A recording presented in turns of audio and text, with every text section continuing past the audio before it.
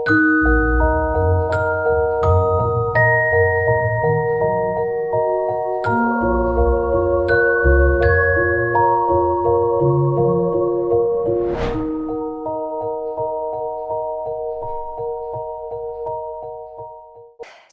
I welcome a woman whose story is as deep and dark as it is blissful and transformational. Anneke Lucas, survivor of child sex trafficking. Thank you for having you here. Oh, it's my pleasure. I have seen many of your videos, and also I've read your book last weekend, actually, and your story is very, very strong. I know about you from the maybe very first time you put something viral. Maybe it was first time, I don't know, but when I saw the video, to me it was very, very strong, like strong story. And I was like, no, this is like too strong. Not that I didn't believe you, but and I know that there are many victims of pedophile network, but I loved and I love the way about your speaking about it with the inner wisdom.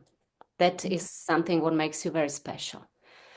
And the way how you spoke about this. I think nobody can imagine what you've been through. And I must say, your destiny, I think, is very, very special, very unique. And do you also see it like that? Well, I think what is unique is indeed the depravity and the extreme nature of my childhood and the incredible things that were happening in the dark while I was also living a normal, so-called normal life on the surface, going to school and everything. And where even though there's a lot of holes in the story, it was good enough for the people around, that it looked like I was living a normal life. Yeah. And that continued really until I started to get in touch with this darkness, and that I somehow feel blessed that I do feel that I got the tools to truly overcome all that trauma, because it's such vast trauma. And I was definitely, as a young adult, living in all the consequences of the trauma without realizing what the trauma was. So once I started to explore, it was immediately clear that the psychological part was also, it did not, in and of itself, would have meant nothing unless there was also the spiritual. So without the spiritual combined with the psychological, I don't think we can really heal from this extreme trauma, but I think everybody can use both. Yeah. And I think I can see that my story going to the greatest extremes of trauma is like a blueprint for everybody, because everybody can relate to some degree. Now, everybody's had emotionally has been in one place or another. Everybody's experienced trauma. And I think that my story serves as this template that you can say, well, maybe it wasn't this extreme, but I can relate on this and this and this level. And then you can use it, because it's true. You can overcome it. Mm-hmm. So can you please share your story? I know that you've been talking about your story many, many times, but here people in Slovakia, they still don't have a chance to read your book because not many of them can speak English, and we don't have it on our market. I hope it will change one day. But can you please briefly, if it's possible, to share your story? Yes, sure. First, I want to say that a translation is possibly in the works. Okay. I will, yes. So we'll keep you posted on that. But so yes, so I will. I'm glad to share my story. So I was born in Belgium, in 1963, and my mother was single, and my mother was also not well mentally. Now, she was functional, so she could go to work, and she did. So even though it was a time when not many women were single or not many women went to work, she went to work, and I was actually at a daycare center where the person there was very loving. And my mother started abusing me right away. So my mother was abusive sexually right away. So she was alone with me in her little studio. And, at night, she was working in the daytime. And so at night, she did not really have the wherewithal to be a mom. And when I was 3, she married. And then we moved to a village in the Flanders. And I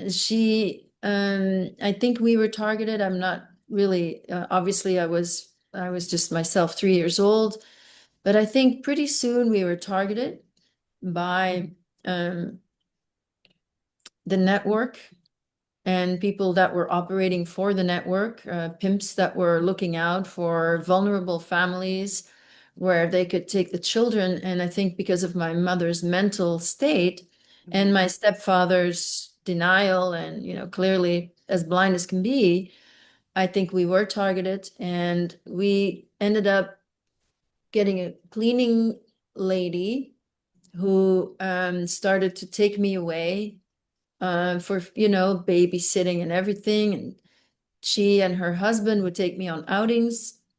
There would always be lots of other children, and they changed, and they were Dutch. So this is, I don't know, you have Slovakia, Czechia, and so in Holland, people speak with a different accent. So they were from Holland originally, but living in Belgium.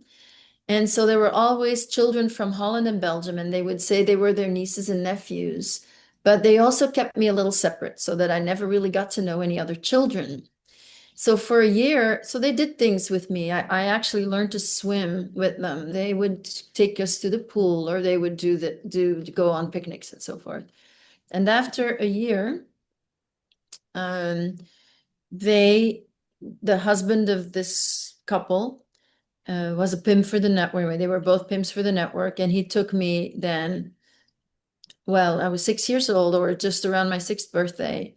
So he raped me first, and it was extremely violent, and then took me into an extreme situation in what I call the network, which was in this case in a castle, and it was a masked ball in a castle where I was abused on a stage as for the entertainment of everyone there. And that story that you wrote about in your book. Yes, I'm sure I did. Yes, it was very significant. It was the first time I was there.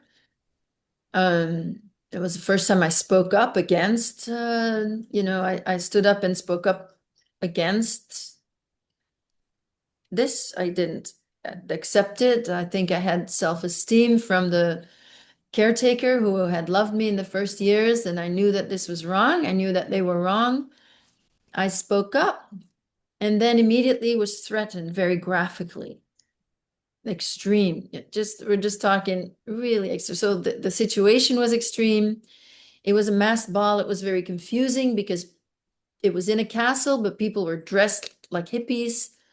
Everybody was doing drugs, and you could tell they weren't hippies.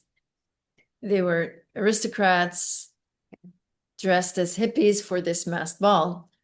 But the music was the hippie, Jimi Hendrix was playing, Janis Joplin was playing, and the drugs were being offered on silver platters, so there were joints and pills, and, like whatever they were serving, people were just so high that even though I was really horribly abused on a stage, it was as if they could barely even cognize it. But certainly it wasn't unusual for these people.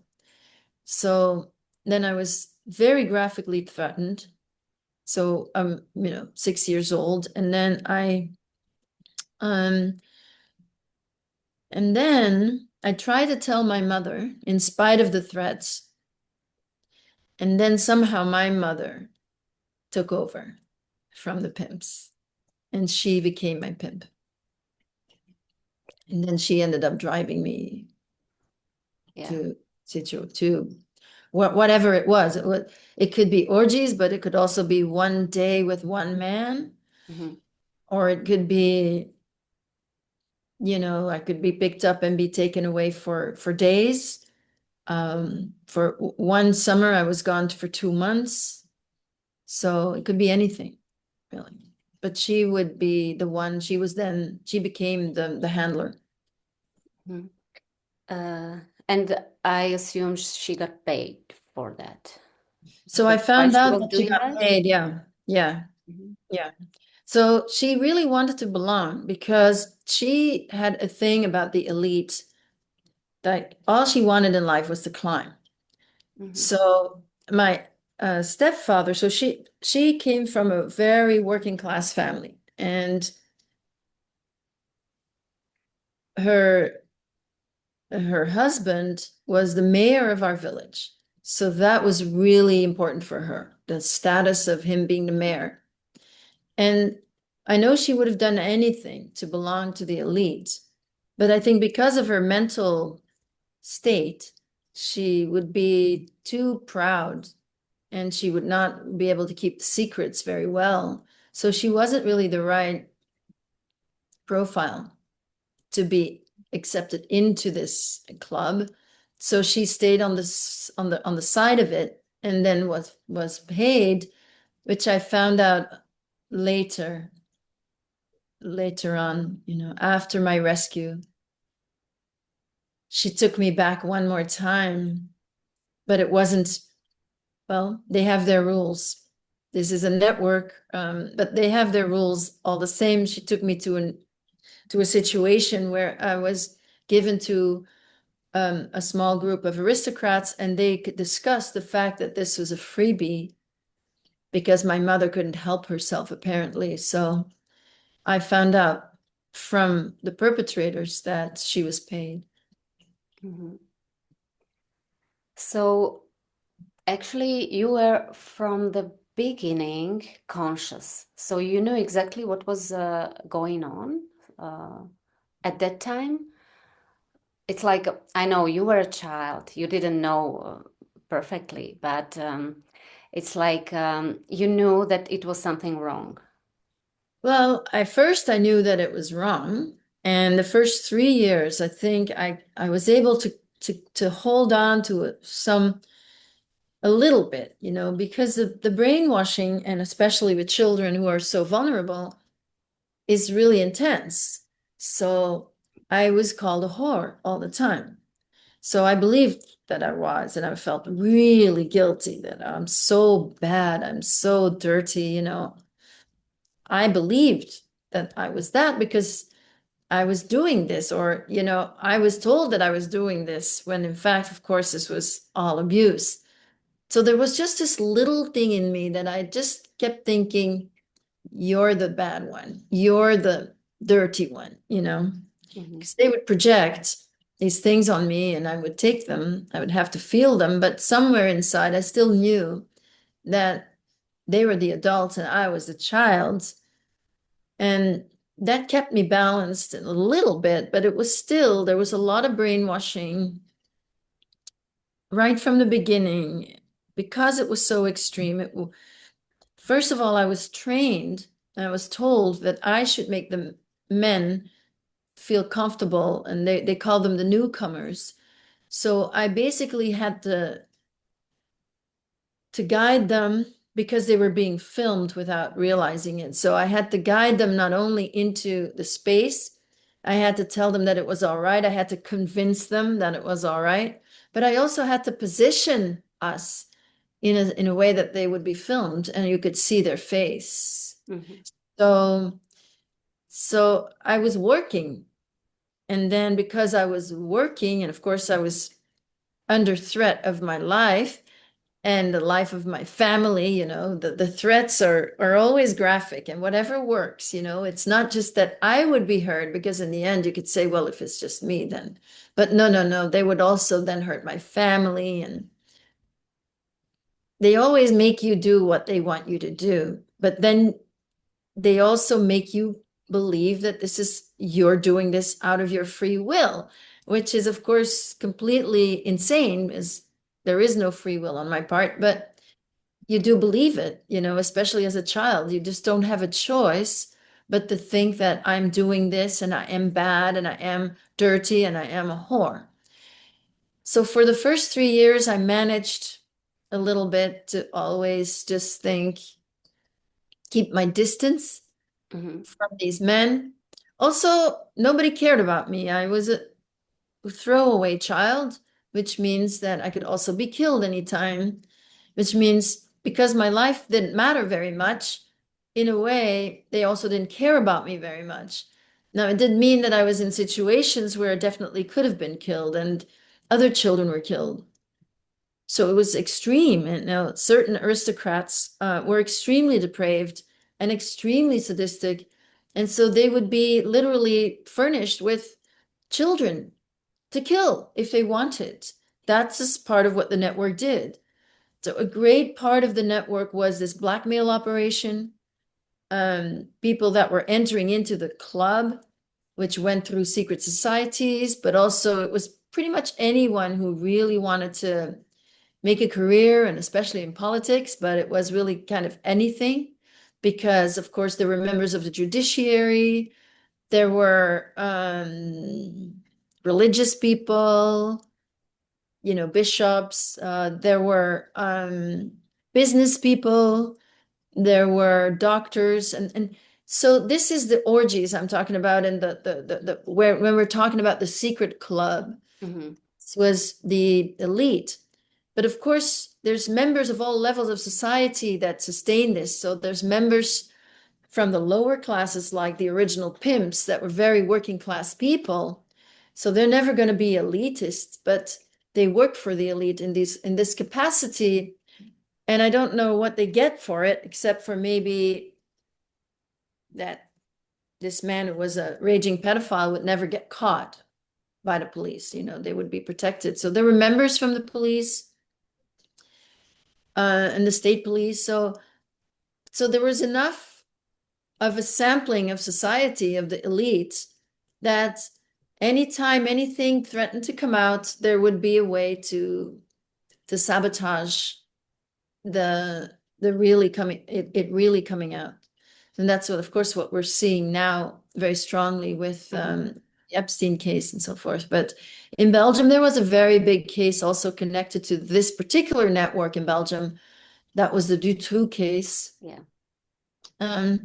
So I was the first 3 years, I was in the Belgian network, used either to get the newcomers indoctrinated and get them on tape for blackmail, or used for single, like just for a man one day that wanted to have me for one day, or for aristocrats, certain aristocrats that were extremely sadistic, where it was just luck that I survived.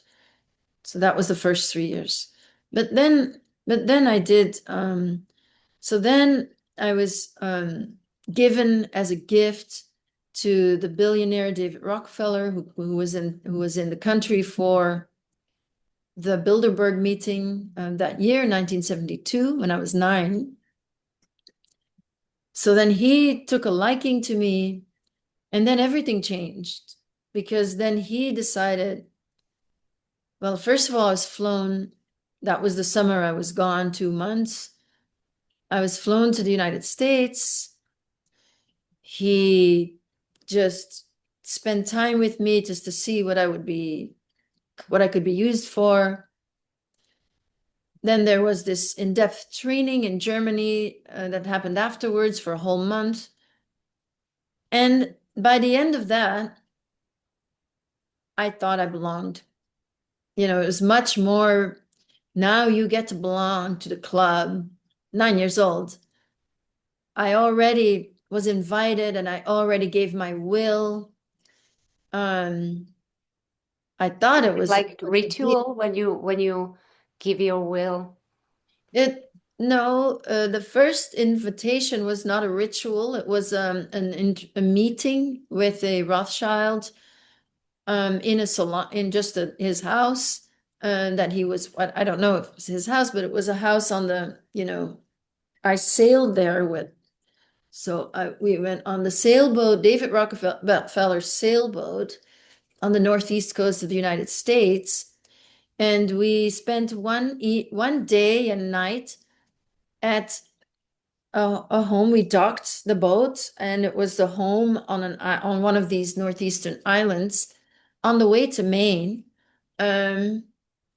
of Evelyn de Rothschild, who was there by himself. And the two men were discussing, and clearly David Rockefeller needed the permission of the younger Evelyn de Rothschilds to use me as what he had in mind for me. Mhm. So I was going to be a product of the Rothschilds, who were probably getting because now we're talking really big money. Mm-hmm. So you get trained as an elite slave. So they were going to make me famous in France, so that as a famous French singer actor, they could also sell me, of course, as a super elite sex slave and make millions of dollars, obviously, both as a child and as a young adult woman. They would be making millions. And I think the Rothschilds had the control of that and were going to get a cut. But then Rothschilds sat alone with me and invited me into the family. And well, at that time, it looked really appealing. Yeah. Considering what I'd been through the first 3 years, and suddenly I was being treated much, much better. And he described my whole life as a famous singer in France, and he described the material benefits that I would receive in great detail. And of course, all of that looked really good to me. And he immediately picked up on what I really wanted, which was respect. And he promised that. He promised that I would be respected. That's the first thing he said, that I would be respected by everyone. Okay. So, yes, it seemed extremely appealing. I gave my will that time. And it was, he asked me if I wanted to join his family after he'd explained everything, all the benefits. It looked great to me. I said yes. And he asked me to say, well, would you say I will? So by me saying I will, even though I'm only 9 years old, I was also giving my will, in this case, to the devil. But the setting was not ritualistic, although it was a rite, you could say. It was a rite that I've learned afterwards, that these slaves have to give to belong. You have to give your will in a rite or a ritual 5 times. Mm-hmm. And the last time apparently is when you're 13. So I never made it. I never made it to the third time, to the fifth time. I think I made it to the second time when I already said no, which was a year later. But during that year, after that training in Germany, which was sort of official mind control training and very specific to what I was going to be doing, I did not know anymore that I did not belong. That's the difference. I thought it was all me now, and I was completely identified with the persona that they were creating based on sexual training, tons of drugs, and intensive mind control based on torture. Mm-hmm. And I wanted to ask you something about this mind control, because for many people, this is only conspiracy.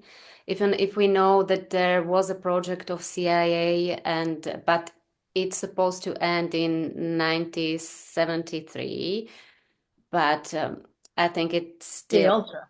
That's Yes. MK Ultra. So I was not trained in MK Ultra specifically, although a lot of people that I work with were children that were used for MK Ultra experiments, which was a different thing. You know, I was not experimented on, and it was an extension of MK Ultra was an extension of what the Nazis were doing in the camps, the experiments that that had started, as far as I know, in the camps. And then there was a project called Project Paperclip, where many of these scientists that had been conducting these experiments in Germany on the Jewish victims were invited to the United States and they continued their experiments on the children of the network. So I work with several survivors. Well, I worked with a lot of survivors, but several of these were indeed victims of these Nazis in the US under Project Paperclip. So we have, again, children being experimented on, but also this is really behavioral science. So the torture is designed to create a certain behavioral result, to bypass the conscious mind. So when, you have your prefrontal cortex, where that is the latest developed part of the brain, where you can really make sure that what you're doing is in line with your morals and so forth. And the mind control training uses trauma to reduce the brain activity to the amygdala, and then use the survival impulses, which are, when you create trauma and you create fear of death in a person, all the brain activity first reduces to the amygdala, which means just the brain stem. And then it goes to fight, flight, or freeze. So what they do is they manipulate the fight impulse, they manipulate the flight impulse, and manipulate the freeze impulse. And then from there, they create personas. The dissociation happens as soon as you put a child or an adult, but when you create a life threat, the brain activity recedes. So it also recedes from the memory centers in the brain. So this dissociation is a very natural, well, it's a survival tactic, but it's also naturally happening when you go into a life threat, because when your physical life is at stake, you can only think of, there's only one thing that matters, and that's that physical survival. So when you're put in that state, your memory centers aren't working, your prefrontal cortex is completely gone. So you're only in those raw instinctual spaces in the brain even. So the dissociation naturally occurs. And everything is like even more sharp, right? Like very sharp. Oh yeah, I mean, in that instinctual state. So again, the fight instinct is used for killing. And without thinking. So you're creating mind control slaves that are doing things without thinking about it. It's just they create signals.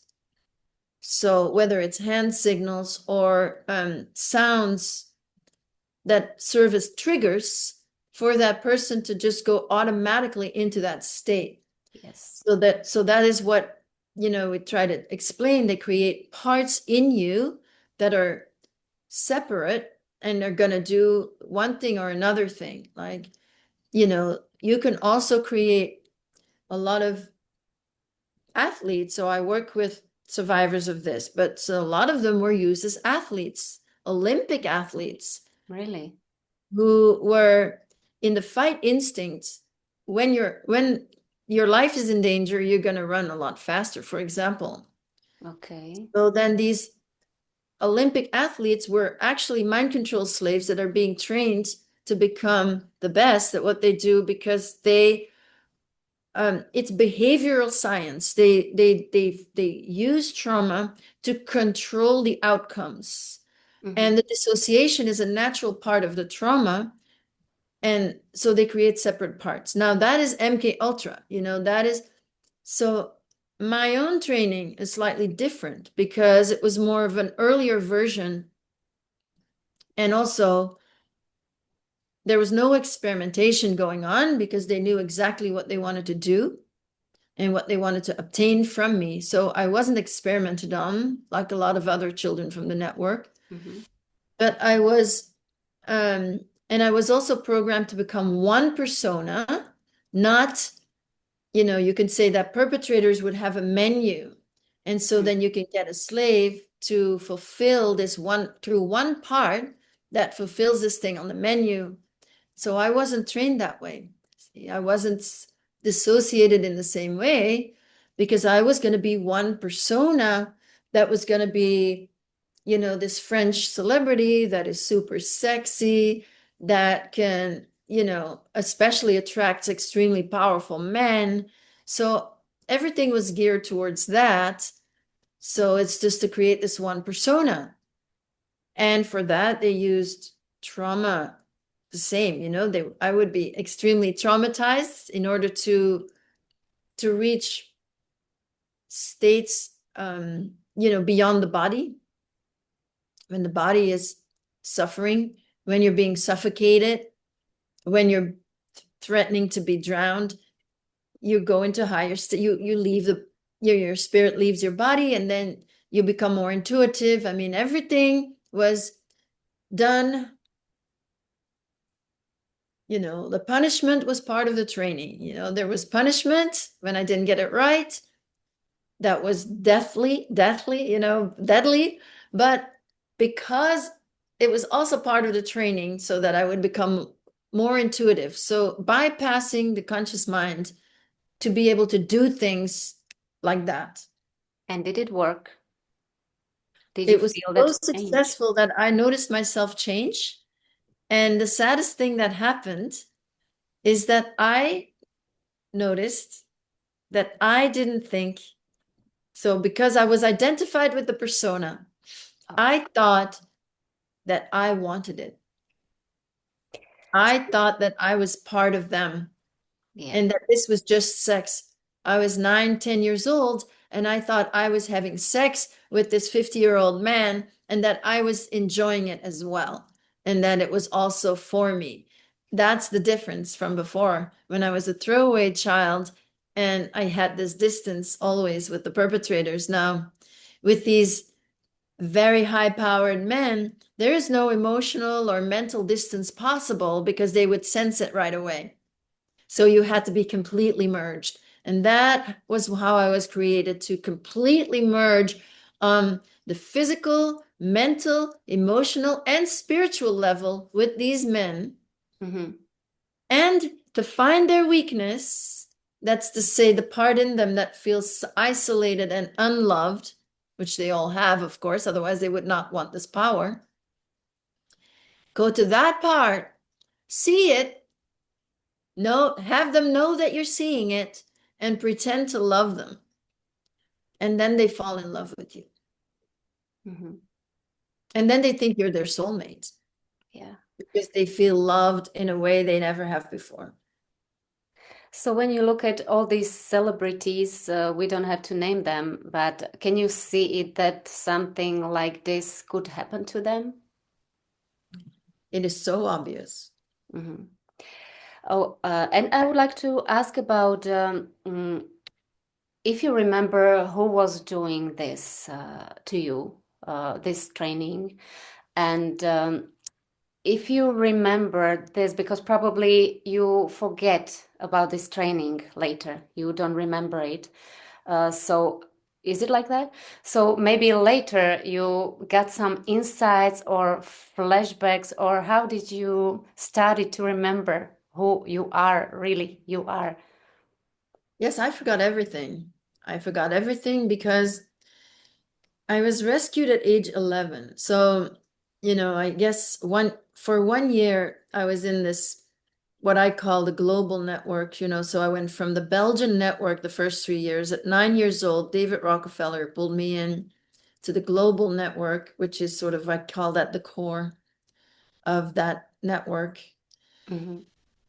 But after 1 year, right at my initiation, what would have been my official initiation into the cult, I said no again, you could say, in some way anyway, very subtly, but anyway, it was enough. And I was kicked out again and reprogrammed. And then I was back in the Belgian network for 1 more year. And so that's my book that you read, is happening in that last year when I was in the network, when a gangster took an interest in me. And this gangster ends up, after abusing me worse than anybody, ends up rescuing me from the network when I was 11 years old in October of 1974. And so I have scars that I also have photographed, and I put them in the books and in the book. And so I was home and I had scabs all over my body. And my mother was not happy that she did not have this income anymore, or that she could not punish me anymore by sending me. And so my mother's denial, in her mind, she's perfect mother. She's a lovely woman. She's really nice, very open-minded, and she's also the best mother. So anything that proved the contrary just didn't exist for her. So whether it was me limping because I had been stabbed, didn't exist, and it was just me pretending to limp because I wanted attention, and that was evil, Or the scabs, they didn't exist. She was keeping me home. When we went outside, she made me wear long sleeves, even though it was warm. But the scabs did not exist. And so I was confronting her at that time, because I didn't know what had happened then. But for her, anything that indicated that she wasn't the perfect mother didn't exist, so it couldn't exist. And she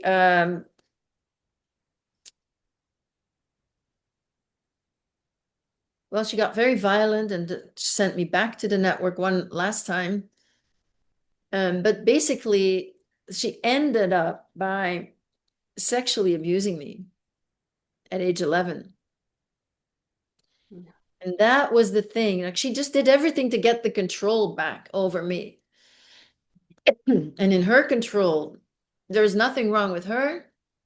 And so there was nothing wrong with me. And then nothing had ever happened to me that was negative, because she was the perfect mother. So to survive with her, after she sexually molested me, I felt so ashamed. Then I gave in again. And giving in meant just accepting her reality and going along with it. And that meant that nothing had happened. So after a while, because there's zero space for this reality, it didn't exist anymore. There was never a reflection of it. Mm-hmm. So in my 20s, I started getting flashbacks. Okay. And then I went to therapy, and the therapists were definitely not open to these flashbacks. So I was dealing in therapy with sexual abuse that I'd suffered. My father, my biological father, then sexual abuse by some other males. And it was sort of connected to the network, but it wasn't really going into the network because the therapists were not open. Mm-hmm. Even though my flashbacks were severe. And the first flashbacks I had was actually of what happened on that stage the first time I was taken into the network.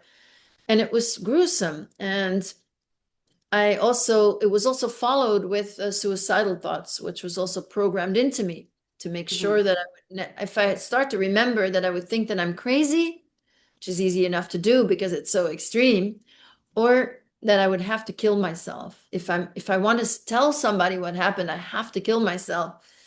Or if it is true, I have to kill myself.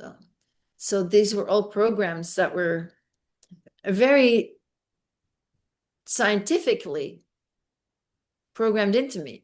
That this is the thing, like when they were working with me, and this was Hans Harmsen in Heidelberg, and he was not from Heidelberg, but he was a doctor, very well known in Germany. He was also a Nazi, but now we're talking in the 70s. He was in his 70s, I believe. And he was in a small facility in Heidelberg. He was training people there. I have met other survivors that were in that same facility that also were tortured by him. But one thing that was clear when I was tortured and I was trained, you could say, in Heidelberg, is that there was no experimentation going on. He knew exactly what he was doing. He knew exactly what he would accomplish with what he was doing. It was a science. And it was the dissociation was part of it, but there had been a lot. The dissociation was part of it, and the reprogramming that I had was also part of, not remembering, never remembering. I mean, programming goes with repetition. But if you repeat something very forcefully when a child is being hurt really badly or electrocuted, which is one way that they use, you forget faster. The electrocutions would also happen after any event. So they actually put something on your head and they try to split the two brain halves so that you will not remember also. So there's many ways that they use, apart from the natural splitting off that happens from the trauma itself. There's just a whole lot that they do that you will just never remember. So I did start to get these flashbacks, and then it took 10 more years before I found a therapist that I could work with, that was open. Did you feel during that time that animal fear of your life, or did you think that you going to be dead one day? Did you think of death? No, everything was opened up gradually. So because I didn't remember anything, I also did not remember the near-death experience. That came with the memories. It came with the memories of the other things. So as I was opening up to the other things, it's like the first therapeutic session where I opened my heart, I immediately also opened spiritually. Because the insights I received from opening my heart and feeling all the pain, it was like my heart opened, then it broke, then I was feeling the pain, and this was about my biological father. Well, then I'd had the courage to accept a different reality, the perspective that was needed. And when you speak about psychology, often it stays there. You get a different perspective. So you get a different parent saying, no, that parent was wrong. This is what they should have done. And you're getting a new perspective. And the changing of that perspective is the psychology. That's how your psychology changes. But when we're talking about this kind of abuse, you need so much. Well, any survivor, anybody that goes into and facing their shadows needs courage. And I think courage is a first spiritual opening. That's the first spiritual quality. Because courage means, in this case, and in any case, because trauma always means fear of death. And it means that your brain activity will be reduced. And that's why it has these concepts, and if something horrible happens that you cannot process in the moment, because your brain activity, changes completely. So there is no way that you can, as a child, have an overwhelming life experience happening where your life is at stake, where your life is threatened, and also just go through it in the moment and then be done with it. Now, in nature, I think there's a life threat to an animal, and there's fight, or you kill the opponent, or flight, you run, and hopefully you outrun the opponent, or freeze, where you're completely frozen and hopefully you'll survive the attack. And then when it's over and you survived, you can shake it off because you know what it was. And you either you kill the opponent, you shake it off. Like that's what the mammals do, right? You shake it off and it's gone. Or you outrun the opponent. And once you calm down and everything, it's shaken off, it's done. But of course, with these kind of traumas that we're talking about, there is no shaking it off. It just gets into your psyche. It creates internal division inside of you. And everybody has trauma and everybody has parts, so that's where it goes. The splitting can be mild splitting, that you have some parts that want control and other parts that are feeling isolated and alone and sad. And then you have some parts that are just wanting to escape. And so the escape can go to binge watching shows on TV. And the control can be that you're a controlling person and you judge others. And, the alone parts may be the ones that are really ashamed and afraid to be judged. And, and so it goes.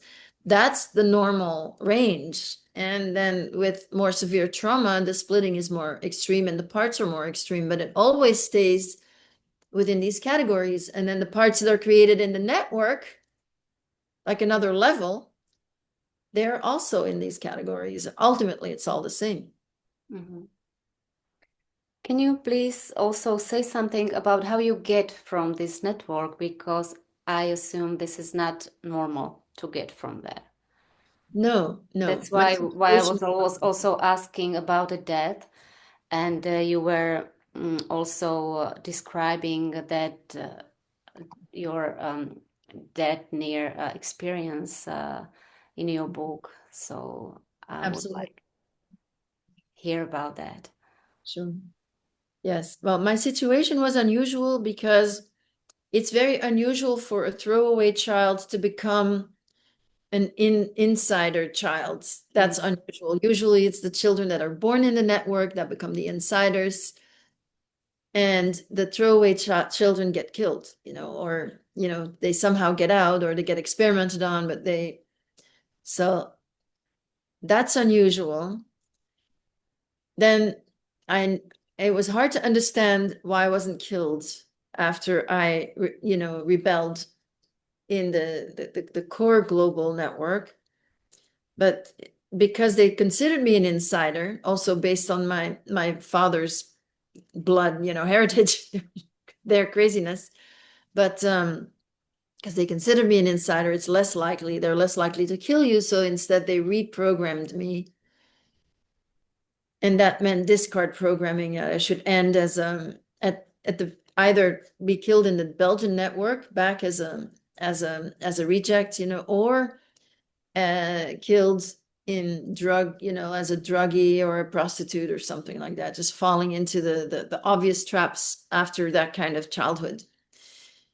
But then this gangster took an interest. And that year was very interesting. There was healing because he asked about the past. And then there was this extreme situation where he was discarding me a year later. And yeah, so there's not many times when spirit came through in my time in the network, but you could say that every time it did, it had to do with rebellion, with me saying no. And the first time was the first day. And then it also happened when I met David Rockefeller, which then ended up ironically ended up in him taking an interest in me because something spiritual had happened that I felt had nothing to do with me, but okay, he interpreted it as me being special. And then when I was going to get killed, when the gangster was done with me, in that moment I defied him. And Patrick Hammers, right? Patrick Hammers, yeah. And when he was, so he had discarded me, the torture was beginning. Michel Nihoul, who was one of the defendants in the Dutroux case, put a burning cigarette on my arm. And in that moment, Patrick was standing at a distance, but observing this and laughing. And in that moment, I felt this force. Well, I defied him and I said, I don't need you to survive. I thought I don't need you to survive. And with that thought, I got this incredible power from spirit that sort of straightened me up also. It was also the physical effect. Suddenly I'm much taller and suddenly I feel like this sovereignty, coming into my body that you can kill me, but you'll not, you'll never get me kind of thing. Yes. So I felt that strength in that moment. And then I was taken away and tied to this butcher's block.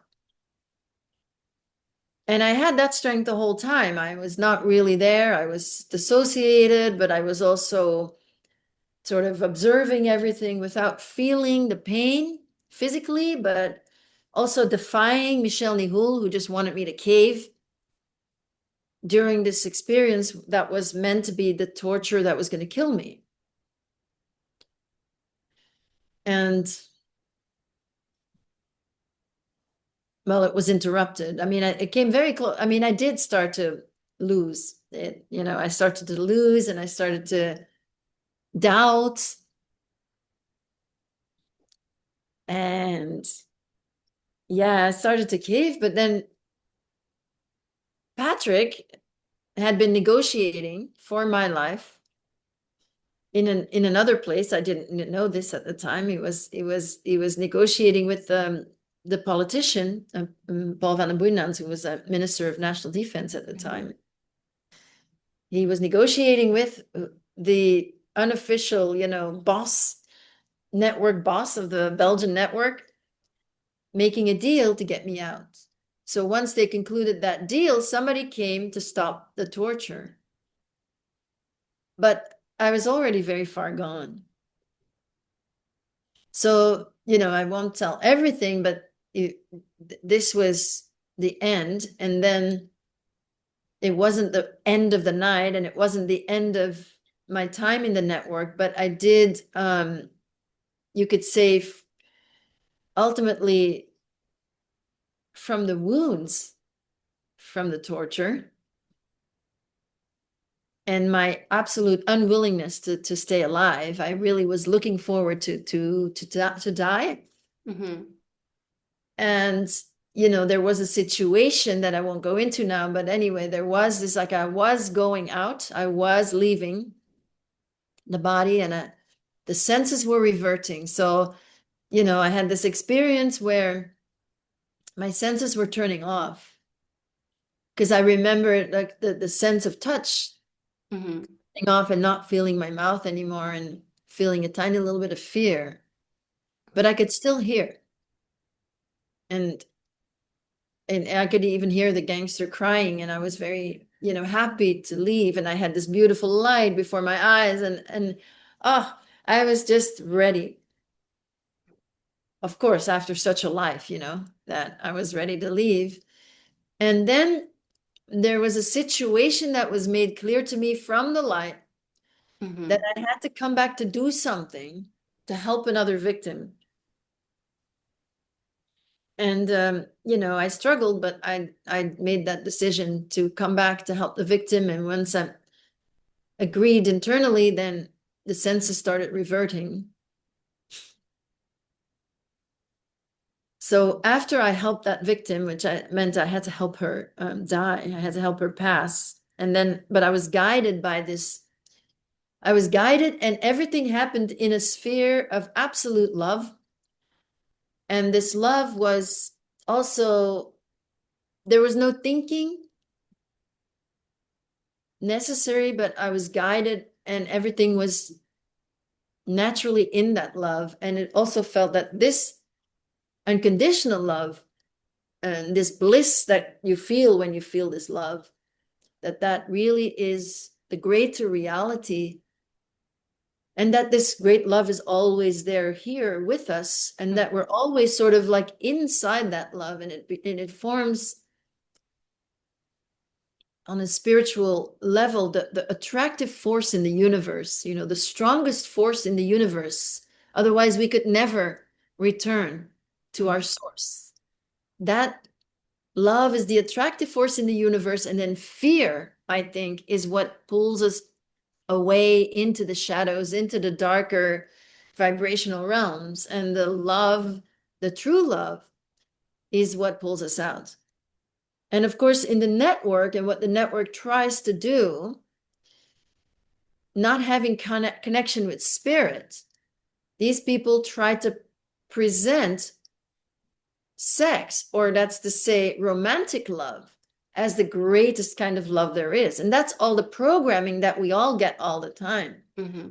We have to, you know, fall in love, and then that's going to be, you know, and then have sex, and then that's going to be the greatest love you could know, the connection with another human being.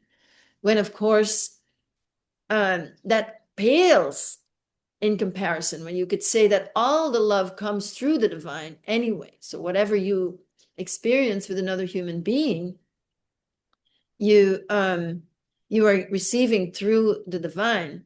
But when you get into romantic love, and when you get that confused with sex, you are definitely going down, you know, what you can call poisoned honey, you know, like it's going to feel great for a little bit, and then you're just going to pay the price.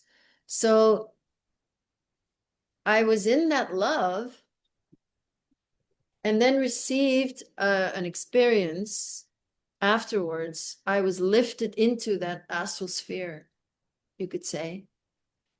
And I met my teacher. I saw my teacher, and I felt like, okay, well, I'm getting an audience with my teacher. I actually pronamed, because I, you know, immediately recognized that.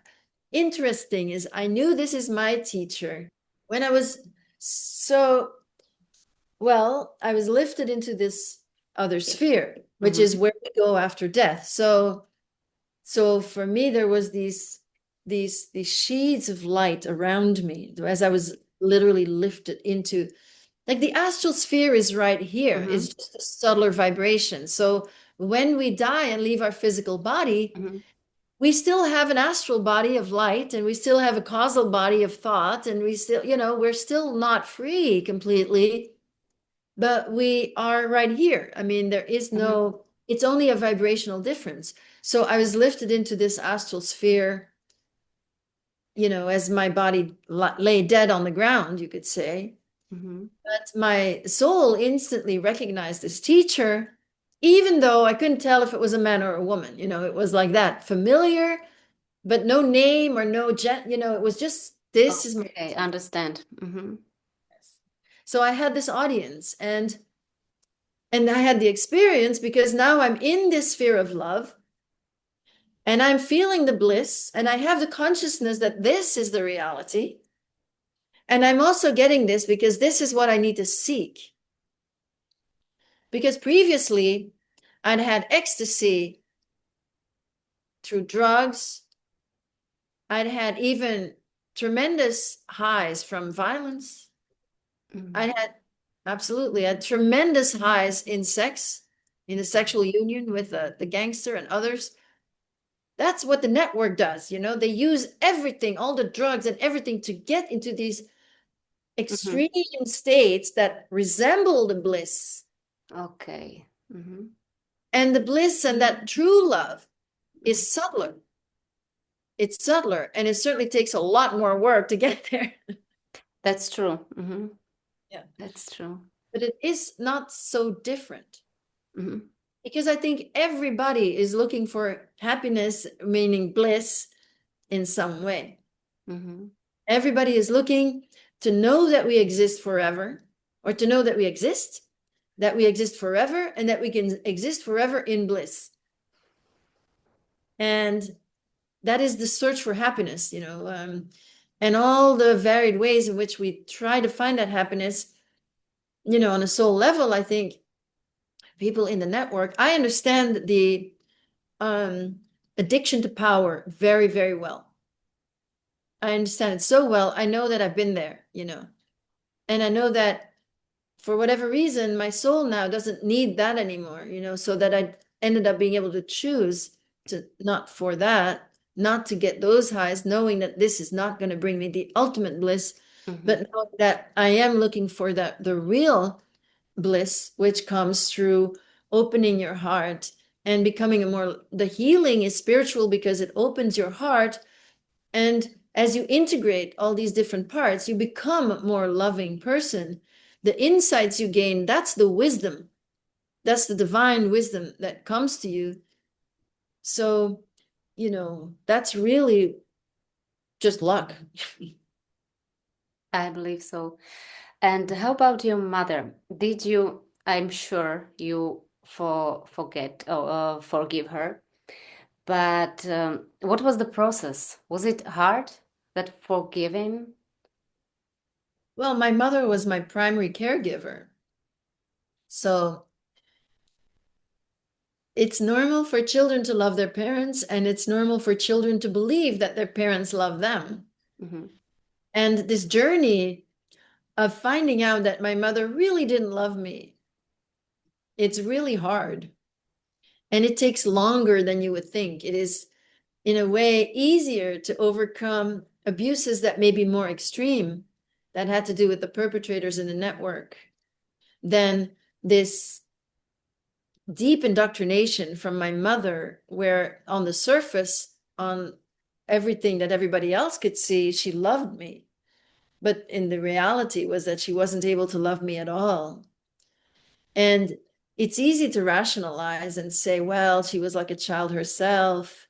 But often that rationalization is still a child part trying to make this mother good. So to find the distinction between what is a part trying to excuse the mother and really forgiving, obviously I had to feel a lot of heartache from my mother and her betrayals. And I think, to a certain degree, I'm there, and forgiveness is sort of it keeps coming back. It keeps coming back. I think I'm pretty close to it. The forgiveness is just sort of, it's almost an afterthought. First, you need to heal. Forgiveness is not really important. Don't, you can't, because if it's used as a bypass, so you say, now I don't have to think about it anymore because it's all forgiven, and now I don't have to heal anymore. Well, obviously that doesn't work. You have to heal. You have to have the consciousness of the ways in which you were not loved by that person and all the feelings around it that you may still harbor inside of you without realizing it, because you're going to have pockets of anger. You're going to have pockets of victimization. You're going to feel like a victim all of a sudden. And it's because, another betrayal of your mother. But we don't want to be in a victim state.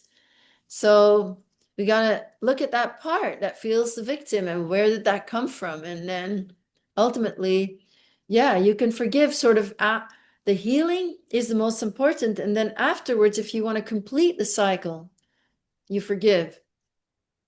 It's very important to forgive. But it's also very important not to use it to be done with something when it's not done at all. You just have to keep doing it again and again.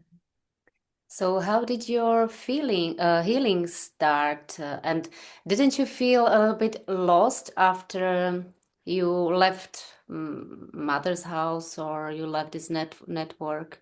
I was completely lost.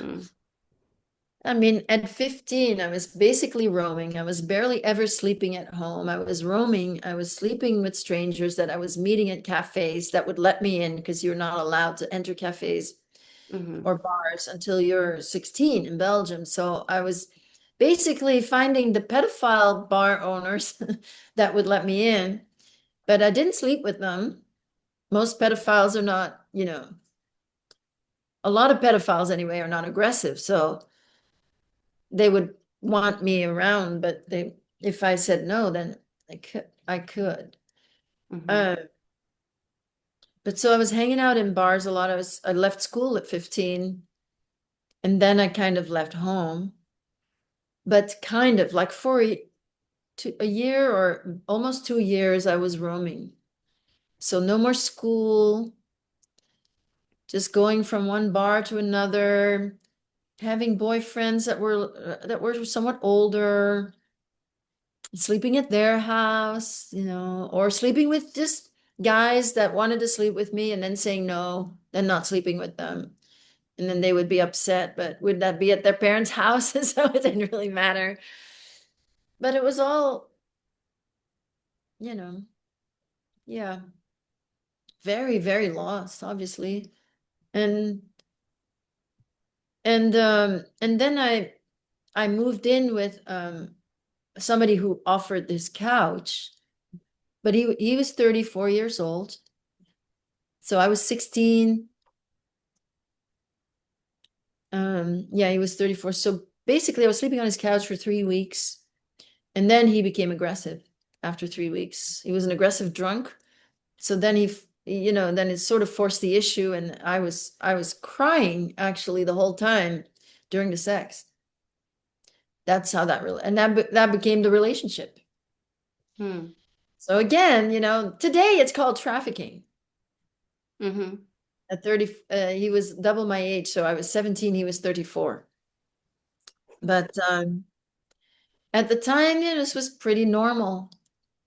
Like we're talking late 70s, it's pretty normal, 79. And then I had these instructions. So Patrick Halmers, the gangster, gave me these very precise instructions that included, never to become a prostitute, never to become a drug addict or an alcoholic, and also to leave the country. And he had said in the 80s, you don't want to be here. So starting at the 80s, I started sort of going to France and just looking for ways out. And then at 19, I left the country, went to France. I first went to France, but he had said, you have to go to London, Paris, New York. You have to go to New York. So he had been thinking out loud, I think, but I went and lived in London. And then I went to live in Paris. And then I went and lived in New York. And, I managed, I could always find a job because it was all male recruiters. And even though I was shit at the job, I couldn't do the job, but I could get hired because the man would be attracted to me. I could just tune into that, and he would hire me, then I get fired because I was bad at the job. So, but I could always find a job. So I could always get by with the jobs I could find from the men that would be attracted. So not very stable, but that's how I got by. And then I went to New York as an au pair in a sort of a cushiony situation. It was a single man, and he had a daughter, but he was divorced, and he only saw his daughter once every 2 weekends. And I was just to take care of the puppy. So that was pretty good. I mean, it was a good situation. So that's how I came to New York. And then the part of the healing started, right? So then I ended up in Los Angeles. I was doing things in New York. I thought I'm learning English, but how better than to go and take acting classes, which I kind of forgot. I didn't know that I was going to be that I was supposed to be trained as an actor and singer and everything, but I was doing these acting classes with Stella Adler first to learn English. But it was interesting because there were these, Stella Adler could see the potential, like there were these parts of my persona. There were people that were seeing it. Usually very powerful people could always pick out my persona right away, but not most people. Very interesting. Wow. So then I moved to LA, and that was totally not part of the plan. But I went there for a course from one of the acting teachers, somebody I liked. And then that was delayed. So I then ended up finding an apartment and ended up staying there. And I started therapy there. And I also found the path that my teacher had started there. So it was very important. And the therapy, initially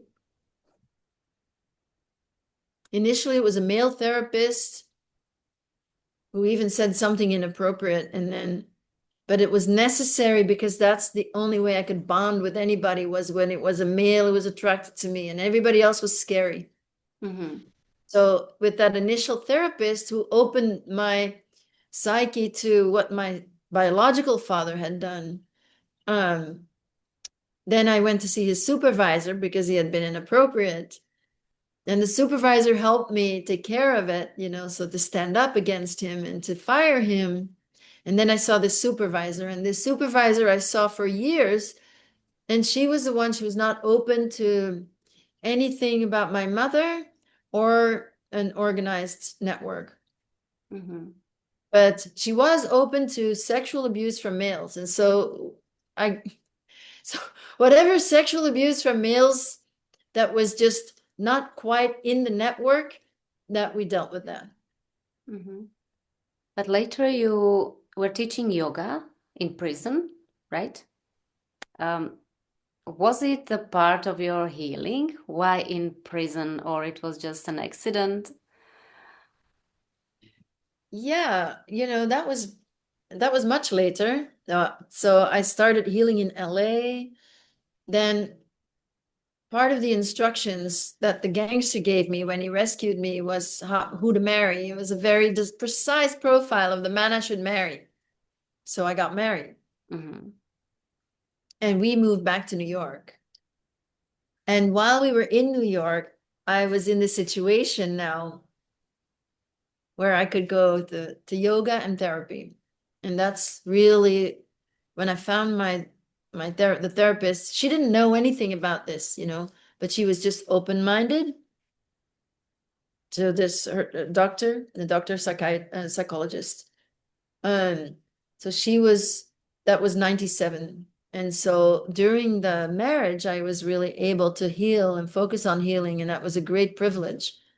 I would go to yoga and then go to therapy, and that was my day. And the heavy things could come through because I had the space to, not be able to get up in the morning and, be really, really feel all the heaviness of the burden of everything that was done to me, and really feel the pain, and especially the pain of what I was made to do. That's the hardest of all. So that time was very important. And then, I first started to teach yoga. I never really meant to, but I was asked by a friend to help her out. And teaching yoga, I thought of it as a service. Then I was naturally drawn to traumatized people. Then I ran a studio for a few years. I was working with people that had either physical trauma, or it just was very natural. And I was also just naturally, the healing just had me teach yoga in this way that it's different. And also things from the past where I was mind control trained to be one-on-one with men. So I could find my gifts I could use with the healing, instead of sexual. So that was really nice. And then I think the prisons were calling me. I ended up not just going into the prisons, but starting an organization to bring yoga into the prisons. But as soon as I went in, I thought I'm going to work with people like the ones that that harmed me in my childhood. But of course, they're not in prison, mostly. So in fact, I found people like me, mostly, that were very traumatized. I worked with sex trafficking victims in the prison who were being, treated as the lowest of the low inside the prison. And this is what I related to. When you're incarcerated in the United States, you get treated like the lowest of the low. Well, that's exactly how I had been treated as a child. As you don't matter, you are shit. And that's how prisoners are treated all day long. So I wanted to go, and so the yoga, we were doing yoga, but it was more almost a pretext just to go in. Sometimes you just meet somebody in the hallway and you smile at them, and you see that makes a huge difference in that moment, because that person is being treated really badly and is in a really dark place. And so a genuine smile, because I could feel that I can bring hope, because I had been in that situation as a child. And so I was bringing hope, and it's very, very beautiful service. And then I was starting to organize it, to just create systems, to do it and to expand it. And then was really developing the healing modality that I teach now. From, you don't go into the prisons, because generally when you learn to teach yoga, they tell you, you say this, you say that, and everything is like, no. You absolutely don't do any of that. You don't go and tell somebody who's incarcerated that everybody is telling all day long, do this, do that, there, stand there. You never tell them to do anything. You just make them feel that they can do whatever they want in that moment. Let them choose, give them choice, and give them a sense of freedom, at least within this moment. So that became important. Very interesting point. Very interesting point. And you also helping people who during their childhood went through things like you did. How's it for you? It must be, is it easy listen to those stories? Or maybe another question, do you see or do you think that everything happened to you just for this purpose, to help other victims? Oh, no, I don't. I think that it's maybe a part, but it's mostly for my own liberation. Everything happened so that I could heal and that I could work towards my own liberation, to understand the worst criminals on earth, to find compassion and understanding for the worst criminals on earth. I think that's my reason. My karma paid off, and the healing led me to understand the worst people on earth, and the service is a natural byproduct of that. And so it is something of my role, what my role is, but I think the outer role is ultimately not so important than each person looking at themselves and finding their own liberation. But so the two have overlapped a little bit, but I've really moved. I'm not in the prisons anymore. So I was in the prisons from 2011, that started, to really, it ended in 2020. But I meant for it to end as well. So I had the organization from 2014 to 2020. And I meant to not keep doing that forever, though I miss it because it's beautiful work. But in 2013, I did start working with survivors of, you can call it extreme abuse, or you can call it satanic ritual abuse, or you can call it mind control. I mean, they're two different things. The satanic ritual abuse and the mind control are different things, but they often go together. So I started to sponsor people in Survivors of Incest Anonymous, but I was sponsoring survivors of extreme abuse there, of sex trafficking in this network setting. Mm-hmm. And then the work in the prisons that really helped me to develop this healing modality. That is how to be present with someone as a provider. Mm-hmm. It's not only for providers. You can be present with anybody. You can be present with your friend. Mm-hmm. But it's how to be present, and how to use power dynamics to heal yourself from any inner discrepancies and inner power imbalances, so that you can empower yourself completely, ultimately, so that you don't need the external toxic power structure anymore. So the healing becomes the way to empower yourself completely. Because we only listen to fake authorities. We only listen to them because we're not completely empowered. And we believe things, we believe these lies because of our own blind spots in ourselves. And these blind spots, they're related to unresolved trauma.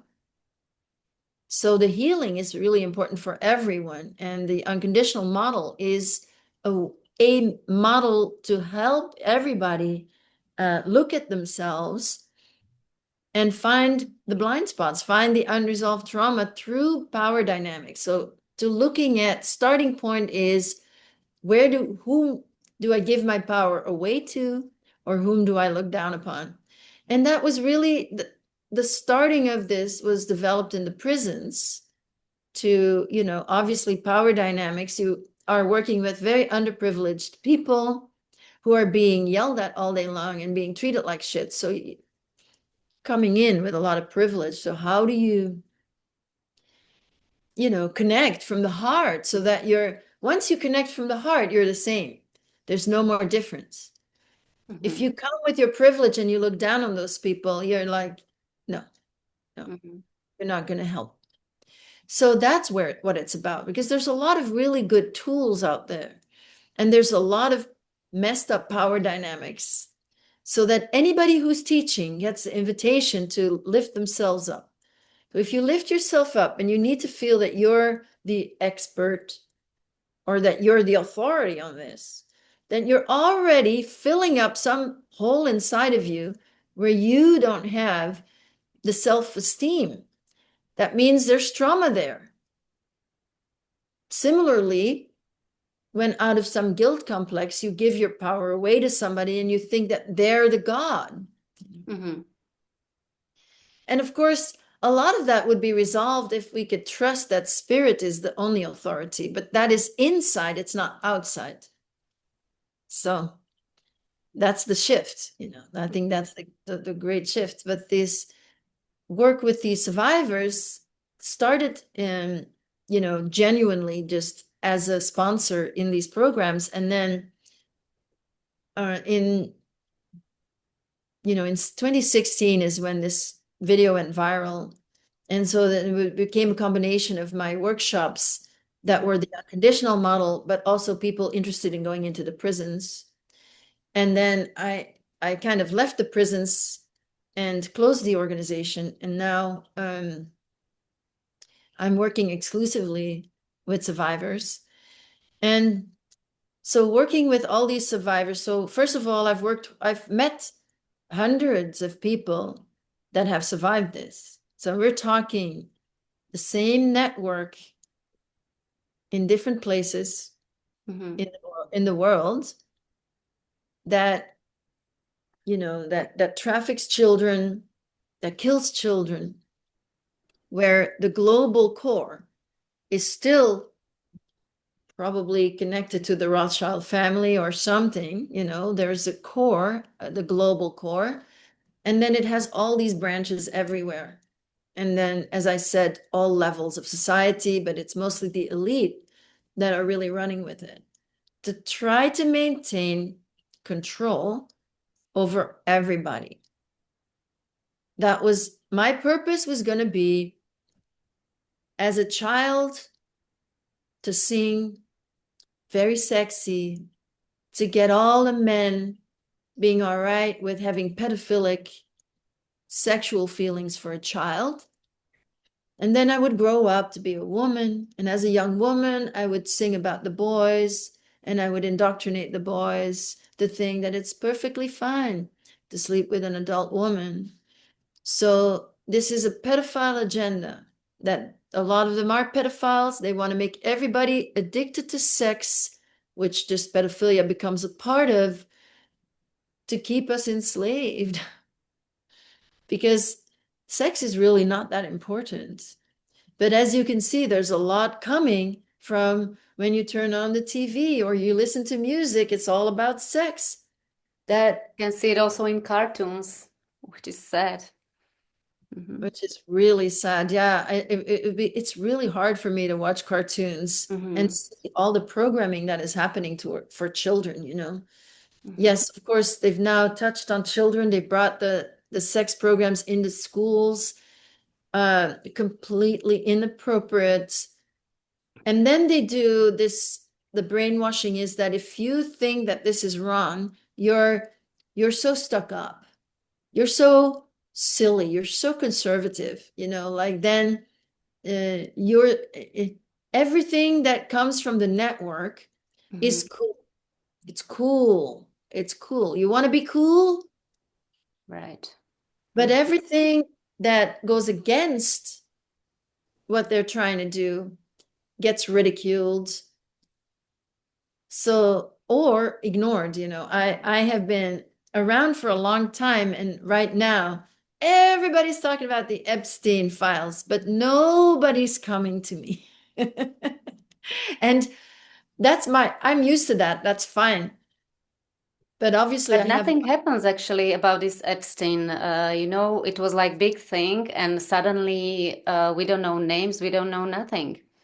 So what's interesting is that a lot of people that believed, I mean, all right, I've always said, obviously, Trump, you know, don't believe Trump, but I've said this as well.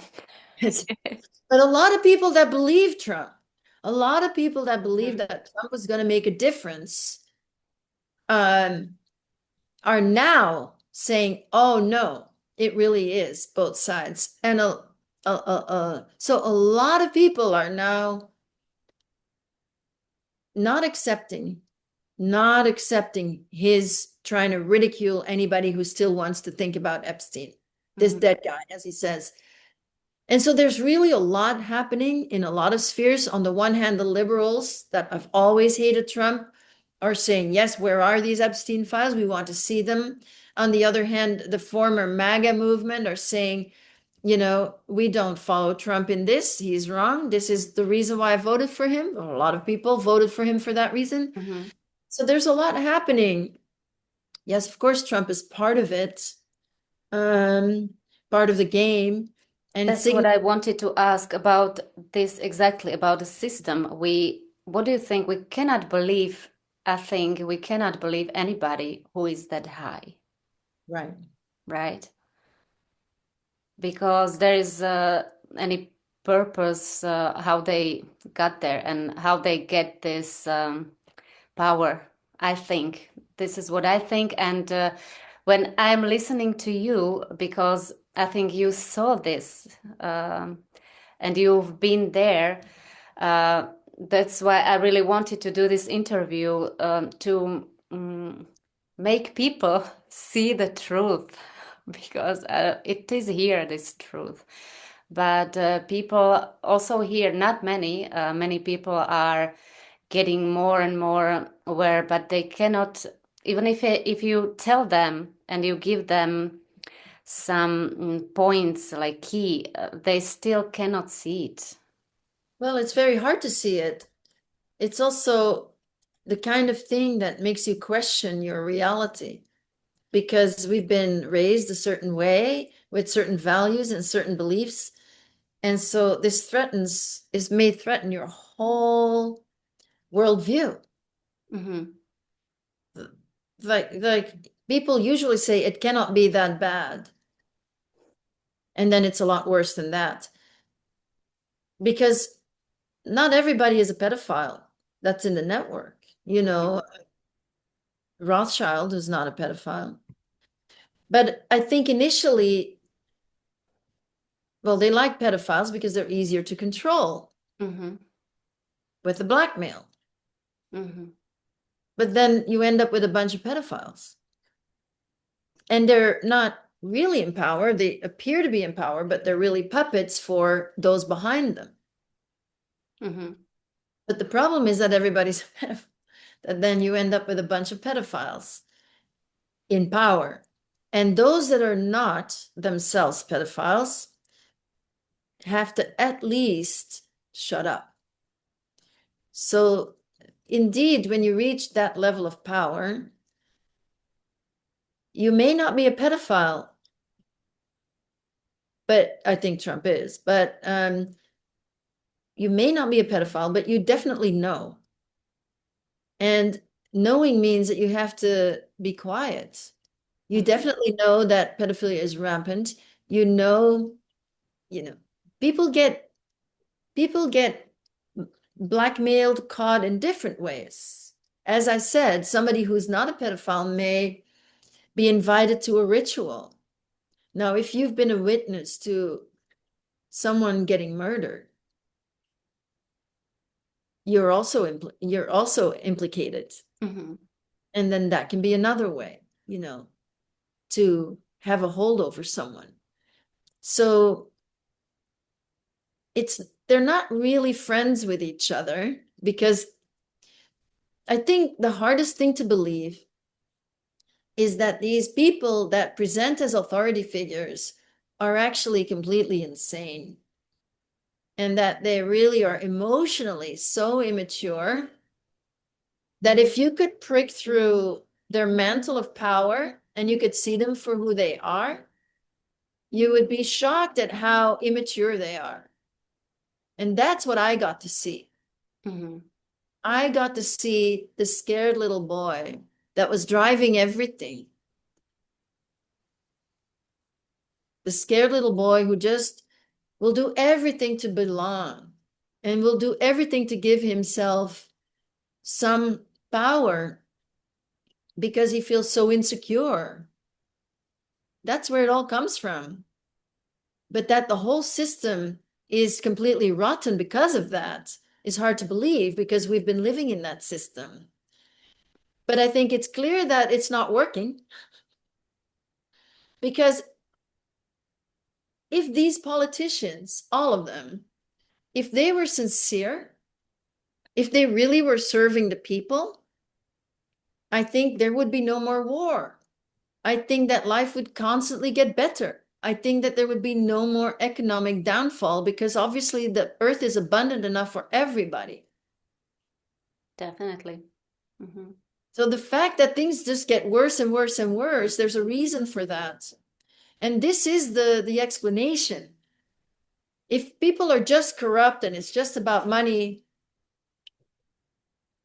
no, that greed and the corruption are side effects of this insanity that has to do with power addiction. And power addiction comes from the emptiness that people feel inside, because they're emotionally dead inside, and they're completely immature emotionally.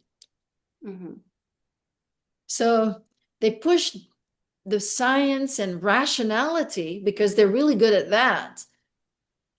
But without emotional reality, it's also insane, Right. So that's why we have to heal. We have to get to know ourselves on an emotional level,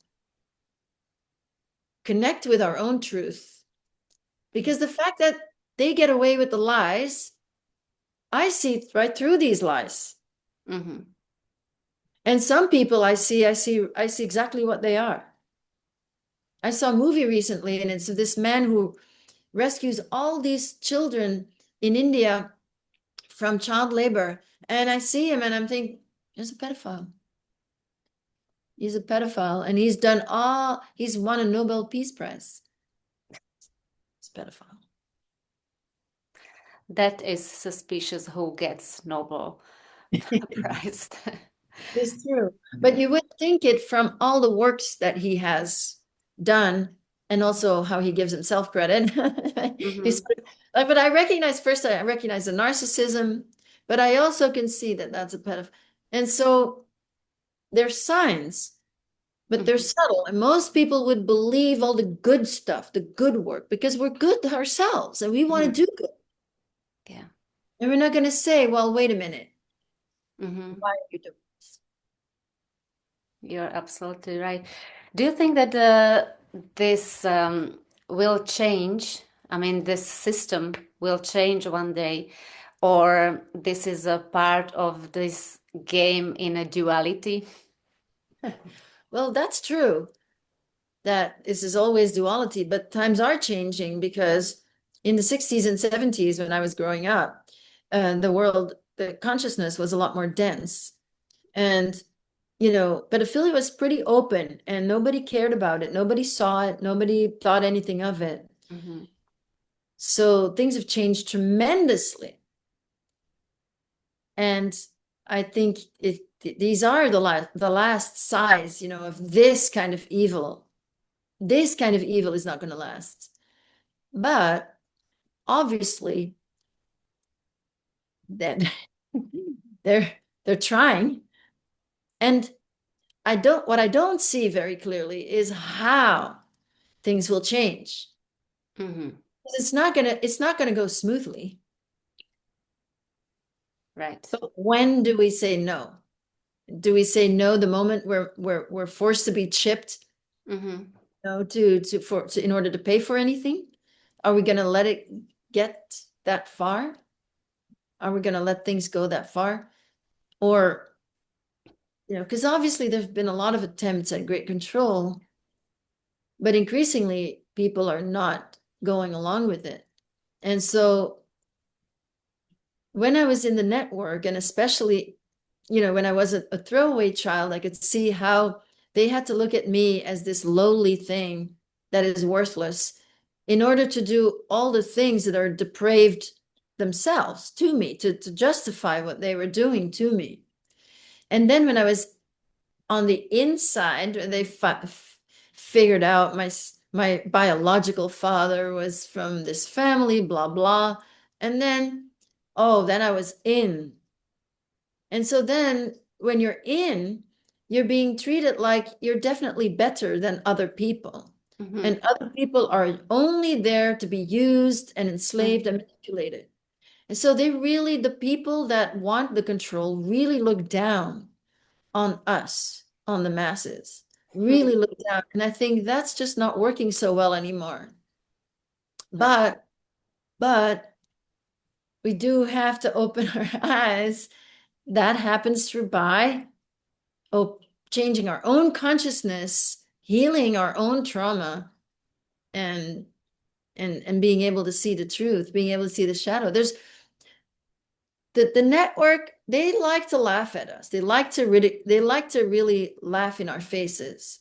So they put somebody, I'm using Trump again as an example, like Trump, and say, he's a real hero, people. He's the one that's going to save you. And then most people on the left are going, are you kidding me? He's obviously, not a good person.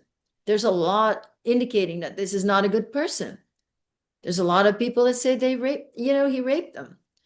And then and then it goes farther, because I speak with survivors all the time, so I know a lot.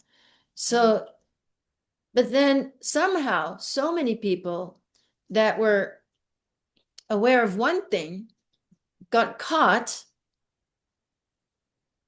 in the next phase. Like, here's somebody who's never saying the truth, but he's just throwing out suggestions, implications, Mhm. picking them up like he's throwing you nuggets of gold. And you're not looking at the person. You're not looking at the truth of that person. This is not a good-hearted, truthful, genuine individual. You have to look at a person's heart. Mhm. You don't know where that is with any of these people. And a lot of the people that are gaining attention, They're just creating platforms, and these platforms are controlled. So now the game is you put a ton of truth in there, but then you create division. The only thing that we need is to stop the division. So we need to stop looking down on some people and looking up to other people. We need to be united. We need to unite, obviously, not be part of it. I'm gonna ask you last question, even if this your speaking is very interesting. What would you recommend to not only child, but somebody who went through something like you did? Oh, I say keep the hope. Keep the hope, because not only can you are things changing so that there is hope for being rescued or for getting out, but there's more and more people that will believe us, that are believing us, so that there's more and more people to go to, even though that's very scary to do. But also you can heal, and you can heal from everything. And I think I'm the living example that the worst thing that is done to us is that we are made to kill. We are forced to kill. We are forced to take human lives. And that is the worst to heal from. Because when you're made to kill, then either you become like them and you say, I don't care anymore, and I'm just going to go with it, and nothing means anything anymore, I'll just go along. Or you feel so guilty that you could never recover, and you think, I can never heal because I can never bring this person back. And I say, no, you can heal even from the ultimate. You can heal from that. You can completely restore the soul as it in and of itself is actually untouched. And by connecting to the greater reality, that love, you can heal everything. Thank you very much. Don't you, this is just personal question, don't you see, or don't you look at those what happened to you when you were a child, that it is like your past lifetime? Something like totally different? Yes, it feels like a past lifetime. And memories work the same as past life memories. Wow, interesting. Anneke, thank you very much. Thank you for being here, and it was an honor to share this space and conversation with you.